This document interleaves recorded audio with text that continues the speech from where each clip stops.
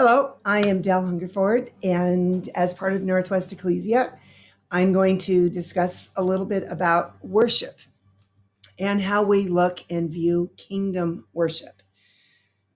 When most of us stepped into what we call the kingdom movement, we were all used to worship in what we call the standard model of where you go into a church or you go to a conference and you have a worship team, whether that is a team that's led by a vocalist or a keyboard player or a guitarist.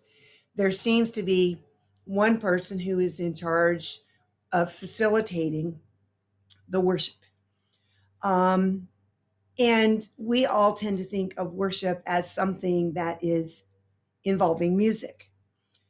And in order to really have worship, you need to be in a service where somebody is leading a group of people into a place where they can step into the presence of God.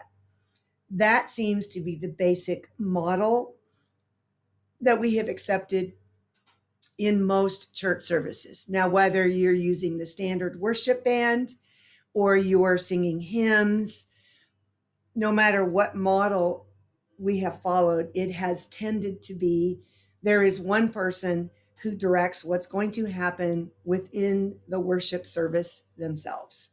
The rest of the musicians follow, or if there are dancers involved, it's choreographed. They work with a group of people who put together how the worship service or the worship set, if you're a musician, is going to go. When we all joined this whole movement, we found that the part of ecclesia has to do with everybody working together. And you think, how does that function in worship? Worship is really an attitude. And I talk about this in the Gathering 2019, which I believe there's a teaching about that up on the Northwest Ekklesia YouTube channel, where we are ourselves instruments of worship. Worship is an attitude.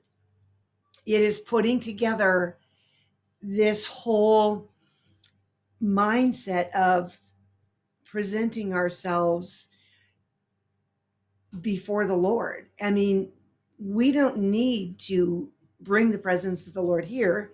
He's already here. I mean, the word says his presence is as close as the air we breathe. So if you're breathing in the presence of God because he is here. We are in that. It's a matter of stepping into the revelation of that, stepping into that frequency, and coming into an agreement with it, which I call in training, and then entangling with it, which means you're actually doing something with it. You participate. So you have an agreement part, which is where you recognize that it's there. That's in training, and looking at it and seeing what it is, and then you entangle with it means you're actually doing something with it. So when we become instruments of worship, that really expands our thinking of what worship is all about. So you could be drawing, you could be knitting, you could be crocheting, you could be cooking. All of those things are an act of worship because we are doing something and presenting ourselves and in training and entangling with the very essence of who God is. And since he's as close as the air we breathe, I'm in the presence right now as you are watching this video. So are you. The other thing is that when you do get together and involve music as part of the worship experience, which really, I'm a musician. So for me, the music part is very important. But one of the things that we run up against, especially with this new move of God, is we think, okay, we have to have a lead singer. We have to have somebody playing the drums. We have to have somebody playing the bass. We have to have a guitar player, maybe a keyboard player. And then you think, okay, well, the singer is the one who's going to lead us because we believe that worship has to have words. Remember, I said worship is an attitude. So it's a matter of getting into that place where even if you're hearing music, there's no words. The thing that I love about instrumental music is you can change the intent. You can add your own intent to it because the words don't preform what's going on. If you have a whole bunch of people in there who are doing nothing but creating instrumental music, then that the sky is the limit. There's so many things that you can do with it. Just pair your intent with what you're sensing, hearing, and feeling while the instrumental music is going on. And those of you who know what I do outside of this, that's exactly what I create. I create instrumental music. So what we do in Ekklesia is we all become participants in the worship process. And we started doing that through drum circles. For example, you'd get a whole group of people together, somebody would start a rhythm, and someone else would join in. That's the in training part. Okay, I'm listening to what you're doing. Now I'm going to entangle with you and I'm going to participate and I'm going to add my piece. And another person adds another piece. Another person adds another piece. And then you've got all these people. You don't have any one particular leader. You have people who are working together as a unit who are listening across the all of the instruments that are going on and seeing how their part can fit. I think that this is a step in a very direction for many people, especially if they are not musicians. Great. Get out your paints, paint something, draw, write a poem, get out and crochet something and pick colors that seem to match what you're sensing, hearing, feeling, and even seeing during a worship experience. It's not all just about making music. It's about bringing your particular creative piece to the worship experience. And I find it fascinating that every time you get together with a group of musicians and there's a singer, everybody expects the singer to be the leader and to direct where you are going with the worship service or the worship experience that you're in right now. I mean, that's what everybody automatically gravitates to, but I don't believe that always has to be that case. We were thrown into it because none of us are singers. And I was with a different group of people before I joined Northwest Ekklesia who's also discovering the same thing. We got together for retreat and I was the only musician in the group. So I brought all my percussion instruments and I brought my keyboard and showed everybody how to play the percussion. Oh, I brought a bunch of flags too, because I had flags and said, okay, I'm going to show you how to play these instruments. And when you feel led to pick something up, pick up an instrument and join along. Or if you don't really want to do that, then we have flags. And there were other people who didn't feel comfortable doing either one of those, so they did other things. And when you work together as a cohesive unit, looking for the same result, we are entraining and tangling with the presence of God. We know it's right here. We don't have to bring it down because remember, it's already here. We're going to step into it and see what the Father has to say to us in this place. And we're going to use music, dance, flagging, poetry, drawing, painting as a tool for us to see, sense, hear, and feel what it is that God is saying. Because remember, with Ekklesia, it's not a one person led experience, it's a collective thing where we come together. One of the things that I have learned as being a classical musician, one of my favorite things is chamber music. Chamber music is where you don't have a conductor sitting up there waving the little stick and telling you, okay, you've got to play this section pianissimo. This has to be really loud. You're going to do a crescendo here. We're going to get to a certain spot and we're going to slow down. And you always know because the conductor is up there and you'll get to a certain spot in the music and then he might hold it and then I'll cut off and he'll give a preparatory beat and you start with the next spot. That is what a lead singer does in a praise band. So everybody is following that particular person. But again, I don't necessarily believe that's the model that we're supposed to follow. In some cases, yes, but it's the easiest method to follow. When we are in Ekklesia, and we step into that experience together. It's like being in a chamber ensemble. You might have sheet music in a chamber ensemble. I mean, you will have sheet music in front of you, but the group decides, okay, when we get to measure 55, I really believe that we need to do a little retard here, which is a slow down, or we should crescendo, which is get louder, or do these things. And you're listening across, okay, that person played those notes short, so I'm going to follow. And you are all listening across the group to determine what the group as a collective is doing, so that you can entrain, which is coming into agreement with what everyone in the group is doing, and then you begin to do it yourself, which is the entangling part. So that's how you look at chamber music. I see what we're doing in Ecclesia now is very similar. The only difference is we don't have sheet music in front of us. We have our ears, we have our eyes, we have the rest of our senses. And when we are coming into agreement and stepping in and recognizing that the presence of God is right there, we are each going to bring a different piece into that worship experience. There might be one person at any given moment who feels led to start the beat, or a keyboard player might start playing some riff or some little lick on the keyboard, and then all of a sudden the person with the kabasa comes up and does, ooh, I got this really cool rhythm. Then the two of them join in together. Then a drummer over here comes in and they've got something else going on. Then a person who's doing prophetic art might, ooh, I really see these colors coming out of that. And then a person might start writing a poem because they're seeing or sensing or hearing or feeling something going on during that time. And then someone with the flags, oh, I see this, I see the angelic doing this, so I'm going to mimic that motion. All of that are pieces of what is going on. I mean, even when you're looking at me right now, you might see what's in the background, and some of you might focus on the clock that's over my head. Some of you might focus on that little night light that's there, and you might see something in that.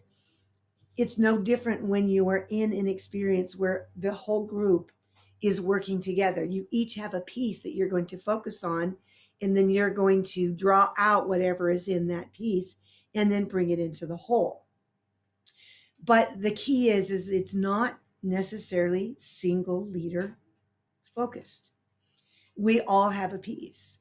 We all must not be fearful of stepping into that place where we become a part of the process. In Ecclesia, there isn't a single leader. There's not supposed to be. It's supposed to be each person bringing their part.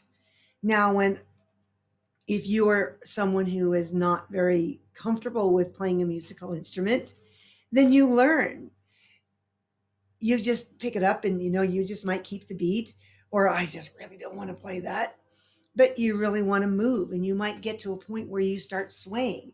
Even as I sit in this rocking chair, someone could be sitting there swaying to the music that's playing in the background, and all of a sudden they might start moving their hands a certain way.